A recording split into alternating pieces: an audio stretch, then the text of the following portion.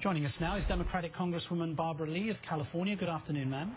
Good afternoon, Martin. Glad to be with you. Do you have an exact number for how many families could be affected if these cuts were ever to be enacted?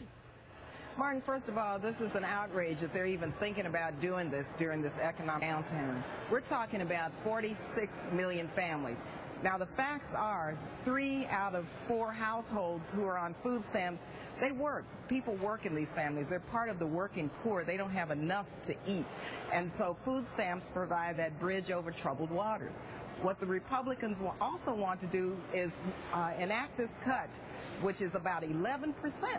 Can you imagine if you have a low-wage job, a huge 11% cut in food stamps? That is just downright wrong. And so I think we really have to come to grips with the fact that what they're doing is that they're looking out for millionaires and billionaires in this bloated Pentagon budget. That's their priority. They'll do that at any cost. It seems remarkable. Do you think Paul Ryan or any of his GOP allies know how many families will be affected? I'm sure that they do, but you know, it gets down to the point about doing the right thing. Who wins, who loses?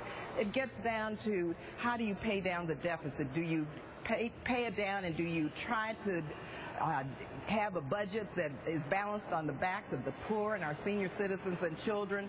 And do you look out for the millionaires and billionaires, or do you come forward with some tax fairness, and do you come forward with some job creation efforts that really do help reignite the American dream for all? I don't believe that they really care about who they're cutting at this point, as long as they're taking care of the millionaires and the billionaires and the very bloated Pentagon budget. And Martin, I do have to say that this Pentagon budget has nothing to do with our national security. There's so many areas of waste, fraud, and abuse, and there's so many areas where we're seeing budget allocations for Cold War era weapon systems for a Cold War that does not even exist. That's the choices they made, though. Interestingly, the USDA reports the Supplemental Nutrition Assistance Program, that's the federal food stamp program, led to an average annual decline of 4.4% in the prevalence of poverty over the last decade. So it has been effective. Why are Republicans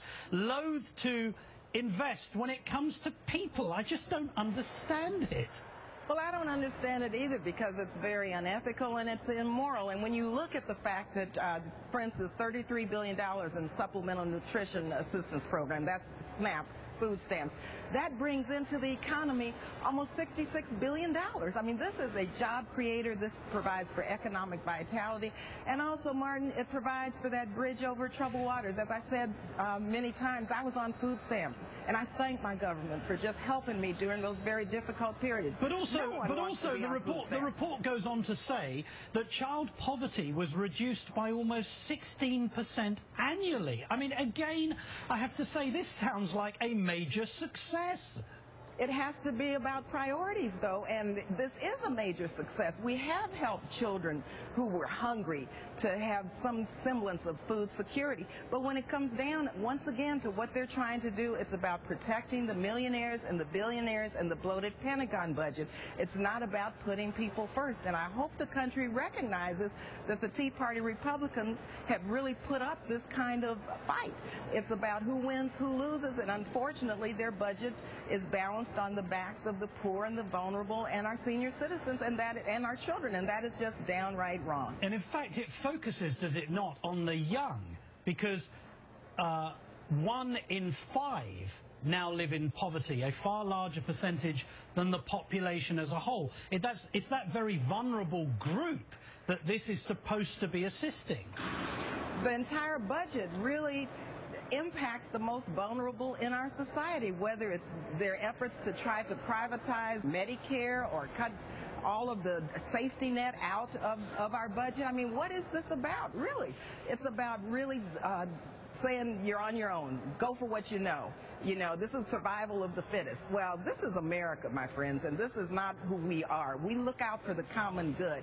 People want to work. Once we create jobs, people will work. No one wants to be on food stamps. Actually, people would be happy to change their food stamp book for a good paying job. That's what it's about. And so this is very callous, it's very crass, and for the life of me, I don't know why these priorities are such, because, you know, we have to remember who we are as a nation and what our values are. Can I briefly turn now to the Secret Service scandal? The Senate Judiciary Committee is starting what we're told are preliminary discussions on whether to investigate, and Senator Chuck Grassley released a statement saying, quote, "The Secret Service have given the entire agency a black eye, and a transparent independent review should help the agency regain some respect from the American taxpayer and the people around the world." I'm assuming you'd agree with that.